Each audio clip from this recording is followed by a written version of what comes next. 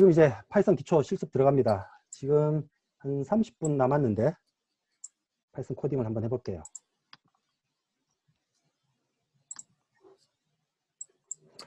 다시 파이썬을 복습하면 파이썬은 90년도 또는 91년도에 나왔구나, 그 정도 아시면 되고요. 인터프리터 언어입니다. 그리고 문법이 쉽고 간결해요. 이건 거짓말입니다. 처음만 쉽습니다. 뒤에 가면 어렵습니다. 근데 여러분은 어려운 거 나타나기 전에 수업이 끝나요. 그래서 여러분에게는 쉽다고 말씀해도 틀린 말은 아닙니다. 객체지향 언어입니다. 이 개념은 중간중간에 설명을 드릴게요. 굉장히 편한 개념이고요. 객체지향 개념이라는 것은 프로그래밍 언어가 발전되면서 나온 개념 중에 한 20년 전에 나왔던 개념인데 지금은 또 새로운 개념 나와 있어요. 그때 나왔던 건데 프로그램 규모가 굉장히 커지면서 조금 더 체계적으로 프로그래밍 할 수 있는 개념이 뭐가 있을까 해서 나왔던 게 객체지향이라는 거고, 이때는 객체가 뭔지가 중요합니다. 그 내용은 나중에 설명을 드릴게요. 그리고 파이썬의 가장 큰 특징, 동적 타이핑 언어라는 겁니다. 타입을 우리말로는 자료형이라고 해요. 예를 들면 우리 숫자도 정수가 있고 실수가 있고 뭐 허수, 복소수, 숫자도 여러 종류가 있죠.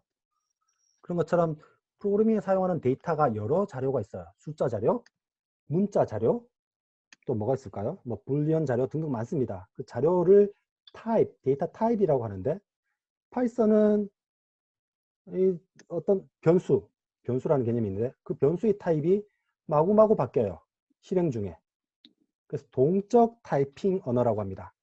IT에서 다이나믹이라고 말하면 대부분이 프로그램 실행 중을 의미하는 거예요.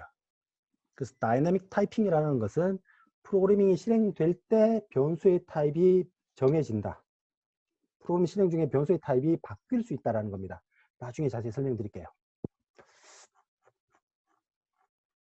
지금부터 여러분들이 주피터 노트북이라는 환경을 쓸 겁니다. 이게 뭐냐 하면 여러분이 파이썬으로 개발을 하려면 여러분이 사용하는 컴퓨터의 파이썬 개발 환경, 인터프리터, 에디터 몇 가지를 다운받아 설치해야겠죠? 귀찮습니다. 특히나 초심자가 그런 걸 옳게 설치하는 게 쉽지 않아요. 그래서 쉽게 파이썬 공부를 할 수 있는 환경을 주피터 노트북이라고 하는데, 이걸 구글에서 제공을 해주는 환경도 또 따로 있어요. 그걸 우리가 코랩이라고 하는데 여러분들 구글 아이디 다 있으시죠? 구글 아이디 없는 사람? 나만 없나? 다 있죠? 구글 아이디가 있으시면 요 26쪽에 있는 요 링크 coreap.research.google.com 지금 접속하시면 됩니다. 그래서 화면을 반분해서 우리 줌 영상, 웹브라우저 영상 이렇게 반분해서 쓰시면 돼요. 이거 눌러서 같이 한번 들어보겠습니다.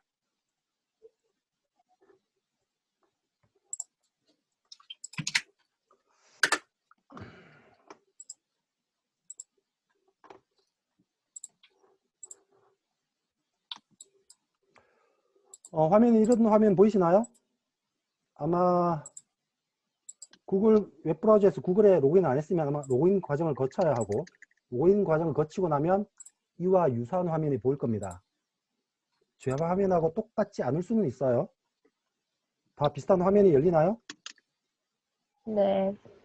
대답 좀 크게 해주라. 부끄러워. 그러면 밑에 이제 캔슬 버튼 누르시고 웹브라우저 돌아오시면 되고요. 코랩이라고 합니다. 코랩.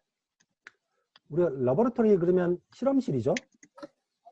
코니까 같이 실험하는, 같이 코딩하는 창이라고 생각하시면 되고요. 여러분 텐서플로우라고 들어보셨어요? 텐서플로우. 아니요. 안 들어봤군요. 텐서플로우라는 게 있는데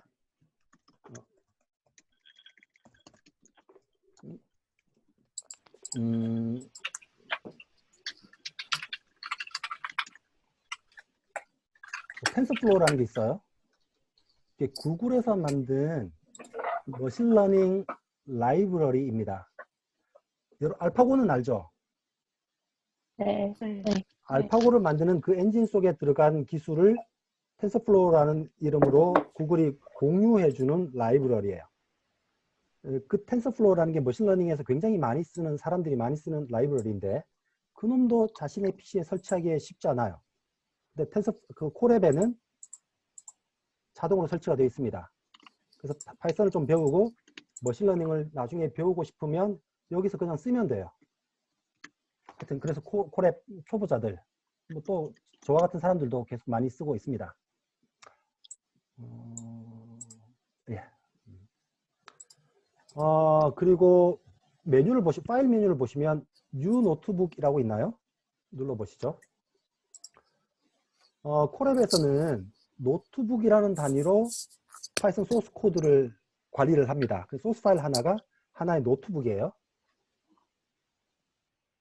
이런 화면 보이죠? 보이시나요? 왼쪽에 네. 실행 버튼 보입니다. 여러분 대답 잘하시네요. 여기서 그냥 코딩을 하시면 돼요. 예전에 배우셨던 프린트문 기억나시나요?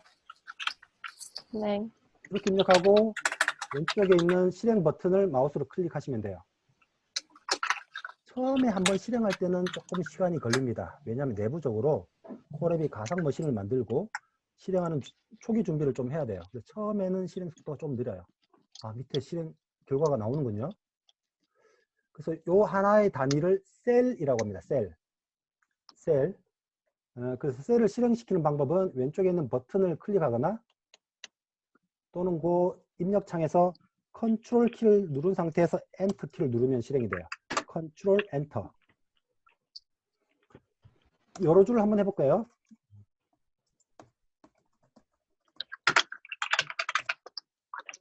계속 여러 줄을 하시면 돼요.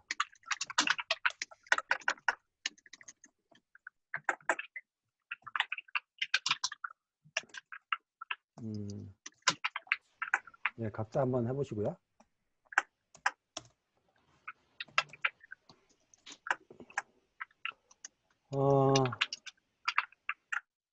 근데 이 노트북, 요 파일, 요 소스 코드는 어디에 저장될까요?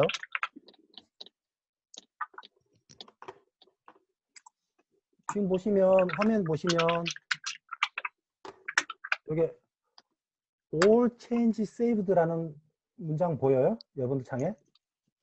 네. 여러분이 네. 저장하라고 말도 안 했는데, 콜앱에는 자동으로 저장이 됩니다. 자동으로. 뭐 여러분이 저장을 하고 싶으면, 명시적으로 저장을 하고 싶으면 저장을 하시면 돼요. 어떻게? 똑같습니다. 파일 메뉴 가셔서, 세이브 저장하시면 돼요. 그러면 저장이 됩니다. 어디에 저장이 될까요? 드라이브에 되나요? 맞습니다. 구글 드라이브에 저장이 됩니다. 저장이 되는 거, 구글 드라이브 써보셨나요? 네. 네. 여러분 대단하시네. 일단 그럼 저장하는 걸 확인하려고 위에 가서 이름을 바꿉시다. 저는 파이썬 01이라는 이름으로 바꿀게요.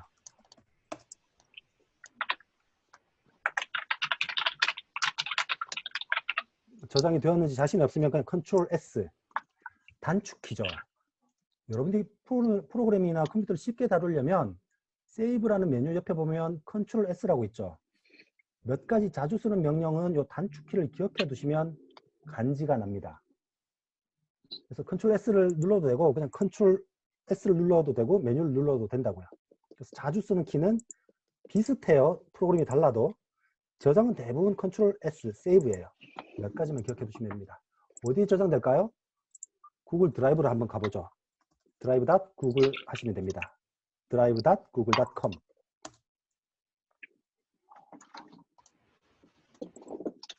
그래서 drive.google.com에 들어가시면 보이는 화면은 저랑은 다를 건데 쭉 보시면 폴더가 하나 생깁니다.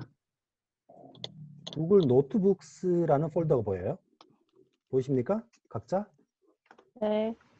오늘 폴더를 클릭해서 들어가시면 더블 클릭 본인이 만든 코드가 보일 겁니다. 따라 몇 건, 예, 여기 있네요.